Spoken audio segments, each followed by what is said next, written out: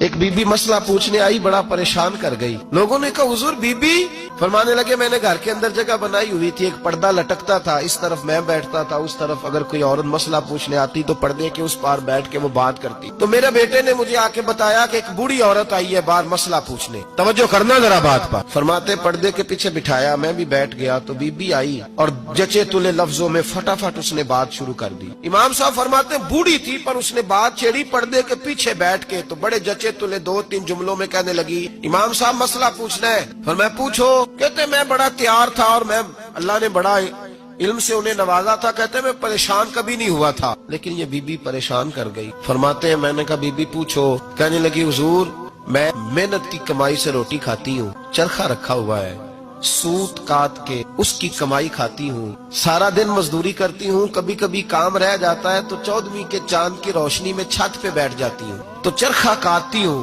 بادشاہ کا لشکر میرے قریب سے کبھی کبھی گزرتا ہے، ان کے پاس بڑی بڑی لالٹینیں، بڑے بڑے ان کے پاس روشنی کے بندوبست ہوتے ہیں۔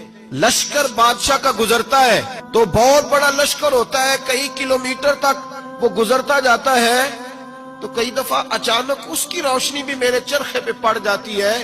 مسئلہ یہ پوچھنا ہے کہ اس روشنی میں جو میں سوت کاٹتی ہوں اس کی کمائی میرے لیے حلال ہے کہ حرام ہے؟ امام احمد بن حنبل فرماتے ہیں میں تڑپ کے رویا۔ بی بی تو کبھی کسی نے پوچھا ہی نہیں، اتنی باری